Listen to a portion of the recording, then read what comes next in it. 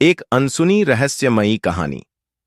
क्या कभी आपने सोचा है, अगर आदम और हव्वा ने अदन की वाटिका में पाप न की होती तो हमारी जिंदगी कैसी होती?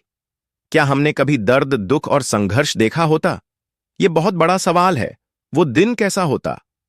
ये कहानी सिर्फ बीते समय की बात नहीं है, बल्कि आज भी हमारे जीवन से जुड़ी है। आज हम अदन की वाटिका की एक ऐसी रहस्यमयी कहानी को सुनने जा रहे हैं जिसे सुनकर आपका हृदय भर आएगा, क्योंकि हम इंसानों ने कितनी बड़ी गलती की है जिसकी सजा आज तक हम भुगत रहे हैं। इस कहानी को सुनने के लिए वीडियो को पूरा देखना होगा। मैं वीडियो के अंत में कुछ प्रश्न पूछूंगा, आप लोग उस प्रश्न का उत्तर जरूर देना। तो चलिए वीडियो को शुरू करते हैं। दोस्तों, जब परमेश्वर ने इस धरती को बनाया तब हर चीज पूर्ण थी। कोई दुख और कोई दर्द नहीं था। पेड़ हरे भरे थे, नदियां निर्मल थीं और हर जगह शांति थी। इस सुंदर संसार में ईश्वर ने एक अद्भुत स्थान बनाया, अदन की वाटिका। यह कोई साधारण बगीचा नहीं था, बल्कि यह प्रेम, आनंद और दिव्यता का घर था। यहीं पर ईश्वर ने आदम और हव्वा को बनाकर रखा था। वे वहां बिल्कुल स्वच्छंद थे, जैसे एक नन्हा बच्चा अपनी मां की गोद में होता है। उन्हें किसी चीज की कमी नहीं थी। ईश्वर उनके साथ हर दिन चलते फिरते, बातें करते और उन्हें प्यार से समझाते थे कि जीवन कैसा जीना चाहिए।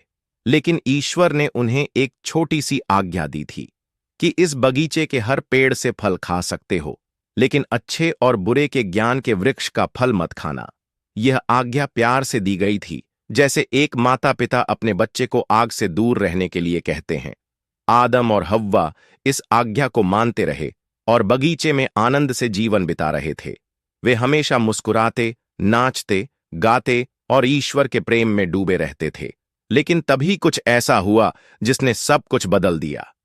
एक दिन जब हव्वा वाटिका में अकेली घूम रही थी, तभी वहां शैतान एक चालाक सांप के रूप में आया। उसने मीठे शब्दों में हव्वा से कहा, क्या सच में ईश्वर ने तुम्हें इस वृक्ष का फल खाने से मना किया है? अगर तुम इसे खाओगी तो तुम भी ईश्वर की तरह बुद्धिमान बन जाओगी।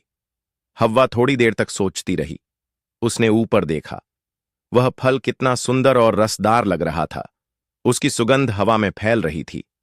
उसके मन में सवाल उठा, अगर ईश्वर मुझे इतना प्यार करते हैं तो उन्होंने इस फल को खाने से क्यों मना किया? शैतान मुस्कुराया, क्योंकि वह जानता था कि उसने हव्वा के मन में संदेह डाल दिया है। और फिर हव्वा ने उस फल को तोड़ा और पहला कौर खा लिया। जैसे ही हव्वा ने फल खाया, उसे अजीब सा महसूस हुआ। उसके चेहरे की मासूमियत और पवित्रता खो चुकी थी। उसने आदम को भी वह फल खाने को दिया और आदम ने भी खा लिया, और उसी पल उनकी आंखें खुल गईं। उन्होंने पहली बार अपनी नग्नता को महसूस किया और उनके मन में डर समा गया। वे दौड़कर झाड़ियों के पीछे छिप गए। शाम को जब परमेश्वर अदन की वाटिका में आए तो उन्होंने पुकारा, आदम, हे आदम, तुम कहां हो? आदम और हव्वा कांपते हुए बाहर आए। उनकी आंखों में आंसू थे। परमेश्वर ने उनके चेहरे को देखा और समझ गया कि उन्होंने क्या किया है।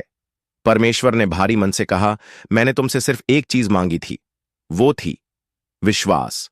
लेकिन तुमने उस पर शक किया और पाप को अंदर आने दिया। थोड़ी देर में ही पूरी मानवता बदल गई।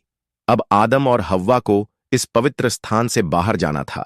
दर्द, तकलीफ, मेहनत और मृत्यु अब उनके जीवन का हिस्सा बन गई।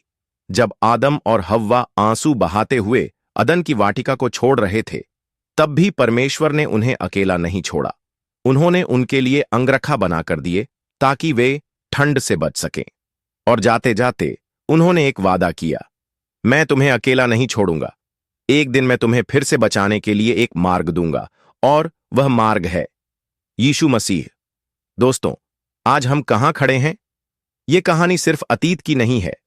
आज भी हम अदन की वाटिका की तरह एक परीक्षा में खड़े हैं। हर दिन शैतान हमें धोखा देने की कोशिश करता है।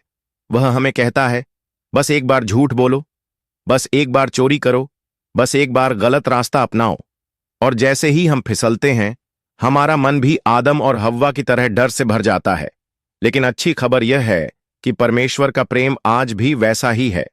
जब हम गलती करते हैं तो वे हमें छोड़ते नहीं, बल्कि हमें वापस बुलाते हैं, हमारे पापों को क्षमा करते हैं, यीशु मसीह इसी वादे को पूरा करने के लिए स्वर्ग को छोड़कर इस धरती पर आए, हमें फिर से अदन की वाटिका जैसा शुद्ध, पवित्र और आनंदमय जीवन देने के लिए। क्या आप उस जीवन को पाना चाहते हैं जो परमेश्वर ने हमसे वादा किया है? अगर पाना चाहते हैं तो कमेंट में आमीन जरूर टाइप करें। दोस्तों, मैं आपको 2 प्रश्न पूछना चाहता हूं। आप उस प्रश्न का उत्तर जरूर दीजिएगा। नंबर 1, परमेश्वर ने पहला दिन क्या बनाया था? प्रश्न नंबर 2, सृष्टि की उत्पत्ति की कहानी बाइबल में कहां पर लिखा है? हर मसीही व्यक्ति इस प्रश्न का उत्तर दें। आमीन।